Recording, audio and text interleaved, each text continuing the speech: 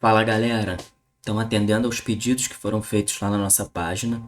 Hoje nós vamos fazer o balanço de massa em reatores CSTR. Então, primeiro eu vou abordar a questão do estado transiente, depois eu vou falar um pouco sobre o estado estacionário. Em seguida, nós vamos resolver um exemplo numérico. Se você gosta dessa metodologia de aula, de resolver exercícios, né, de primeiro fazer uma revisão e depois você resolve um exercício, então você pode ir lá no meu contato, tá? Me aciona aí, vamos fazer uma aula particular, beleza? Então, vou abrir aqui o nosso caderno.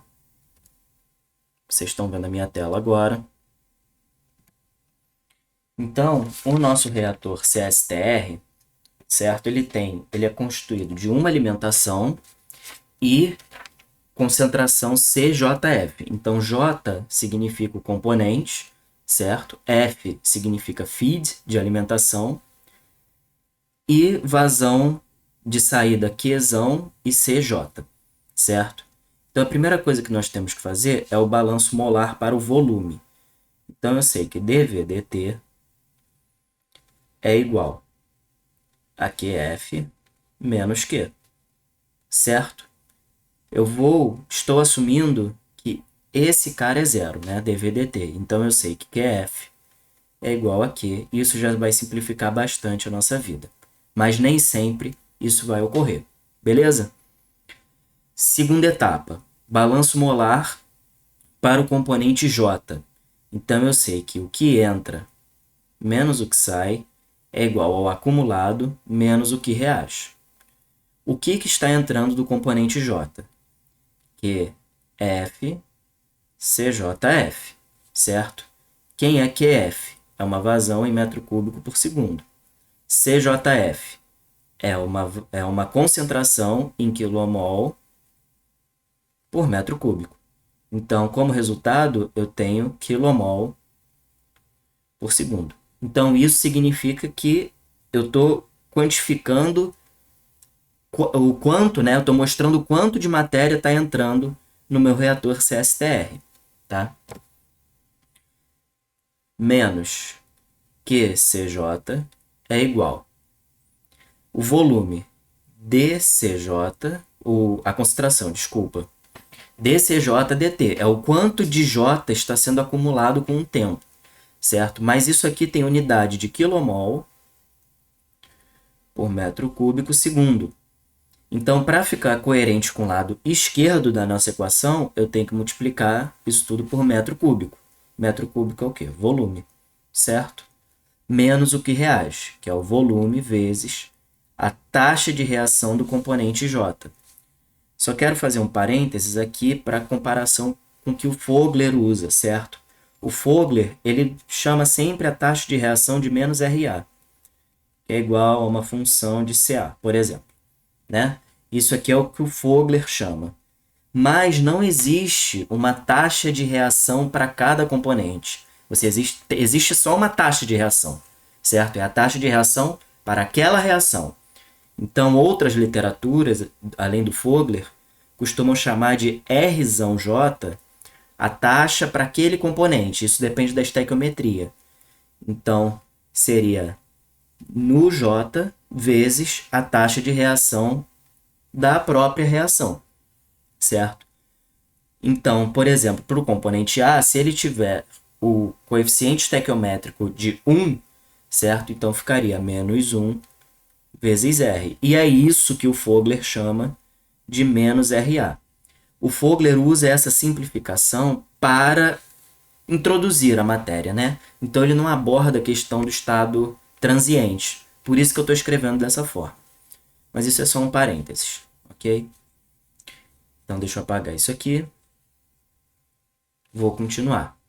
Então, eu sei que QF é igual a Q. Logo, Q CJF menos CJ. Repare que eu estou fazendo o balanço para todos os componentes em solução, certo? Que participam da reação. É igual a V, que vai multiplicar dCJ/dt menos Rzão J. Isso aqui vai ser dCJ/dt é igual CJF menos CJ dividido por V sobre Q mais Rzão-J. Essa divisão V sobre Q é o que a gente chama de tempo de residência do reator. Ou seja, é quanto demora para o componente entrar e sair do reator, certo? Então, em termos simplificados, eu vou ter que dCj dt é igual a CJF menos CJ dividido por tal mais Rzão-J. Beleza? Então, essa aqui é a nossa equação do estado transiente. Por que transiente? Porque eu tenho uma variação da concentração com o tempo. Se nós estivermos no estado estacionário, então dCj dt é zero. Estado estacionário significa que as concentrações não mudam com o tempo. Então, eu sei que CJF menos CJ sobre tal mais RJ é igual a zero.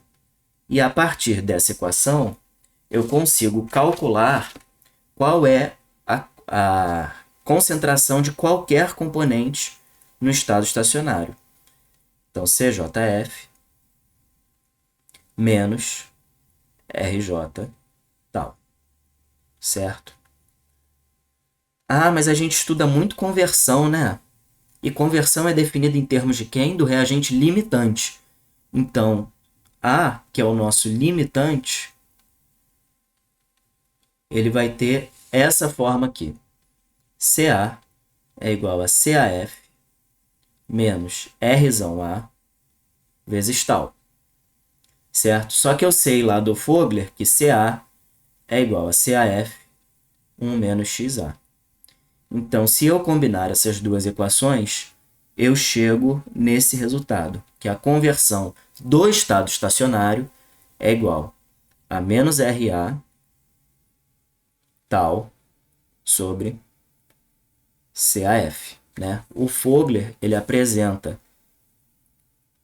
a conversão como menos RA tal sobre CA0.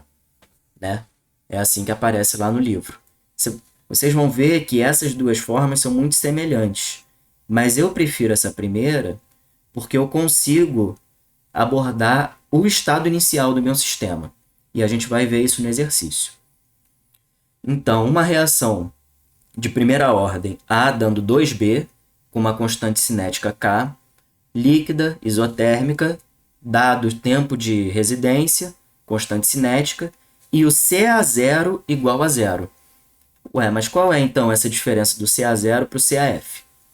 Vamos supor, então, que a gente tem aqui o nosso CSTR, com duas alimentações. A esquerda sendo alimentado por um inerte e a direita sendo alimentado por A, uma corrente contendo A. Beleza? Então, vamos supor que no tempo igual a zero, certo? Essa corrente aqui de inerte, só essa corrente de inerte está aberta. No tempo igual a zero, eu fecho essa válvula e libero a de Ca. Qual é a concentração de A quando T é igual a zero? É Ca0. Que é igual a quanto? Zero. Por quê? Porque só tinha inerte inicialmente no nosso reator. Então, essa é a diferença entre CAF e Ca0. Beleza? Esse problema pergunta qual é a concentração do estado estacionário, certo? Tanto para A quanto para B. E qual a conversão do estado estacionário. Então, se a gente pegar a equação lá que foi deduzida lá em cima, eu vou ter dCA dt é igual a CAF menos Ca dividido por tal menos Rzão A. Desculpa, aqui é mais. E eu vou ter que dCb dt é igual a CBF menos CB dividido por tal mais RB. Só que vamos descobrir quem é RA e quem é RB. RA é igual a menos 1 vezes R. Menos 1 porque o A só tem o coeficiente estequiométrico dele é 1. O número estequiométrico dele é 1. O coeficiente estequiométrico dele é menos 1. E quem é a taxa de reação? É a taxa de primeira ordem, que é menos kCa. Rzão B, quem é? É 2R. Então, é 2kCa. Vou pegar esse resultado aqui que nós obtivemos e colocar na nossa equação.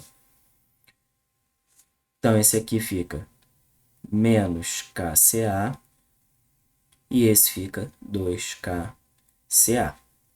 EDO de primeira ordem. Preciso de uma condição inicial. Ca, quando t é igual a zero, é igual a Ca0, que era quanto? Zero. Cb, no tempo igual a zero, é igual a Cb0, que é igual a zero. Né? Não tinha nem reagente nem produto, só tinha inerte. Então, tenho que resolver esse sistema de equações. Beleza? Como que eu vou resolver isso? MATLAB. Beleza? Só que o MATLAB é pago. Então, eu vou usar um programa bem parecido com ele, que se chama Octave, que é gratuito e faz exatamente as mesmas coisas que o MATLAB faz. Então, vamos dar uma olhada lá no nosso programa, como é que ficou. Essa é a interface do Octave, certo? Então, comandos bem parecidos com o do MATLAB. Declarei as minhas variáveis, disse quais são todos os valores que eu quero que essas variáveis possuem no nosso problema. Defini uma função que deve ser integrada, certo? Coloquei o range de tempo, coloquei a minha condição inicial e apliquei a função. Como resultado, eu pedi para ele dar um gráfico e pedi também para ele calcular qual era a conversão do estado estacionário. Beleza? E aqui ele vai retornar todos esses valores para nós. Então, vou rodar o programa.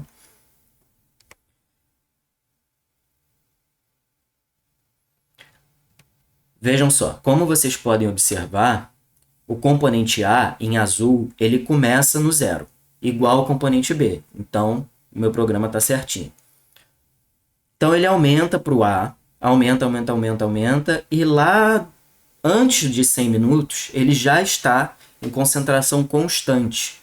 Se a concentração não varia com o tempo, então ele está no estado estacionário, certo? Para o B, ele aumenta, e parece que perto de 400 minutos ele atinge a concentração do estado estacionário, certo? Então, como eu resolvi minha equação diferencial e obtive uma lista com todos esses valores que foram utilizados para gerar esse gráfico, eu vou retornar a essa lista e vou pedir para ele me devolver o último ponto dessa lista, que seria a concentração do estado estacionário. Beleza? Então, aqui na janela de comandos, ele vai me mostrar concentração de A em mol por litro do estado estacionário é 0,18. A concentração de B do estado estacionário é 3,61. E a conversão em porcentagem do reator no estado estacionário é de 90,91. Beleza? Então, vamos voltar só lá no caderno e vamos mostrar como que ele calculou essa conversão. Então, eu sei que XA é igual a menos Rzão A tal dividido por CAF. Quem é o menos RA, certo? Não é menos kCa? Então, menos com menos fica mais. kCa tal sobre CAF. E aí, este valor de Ca é que é do estado estacionário, certo? Então, colocando esses valores, é que nós chegamos em 90,91%. Beleza, galera? Então, vamos ficar por aqui hoje. Se você gostou, compartilha aí com a sua galera, compartilha com o pessoal, tá? Tem dúvida? Manda um inbox lá pra gente e até a próxima.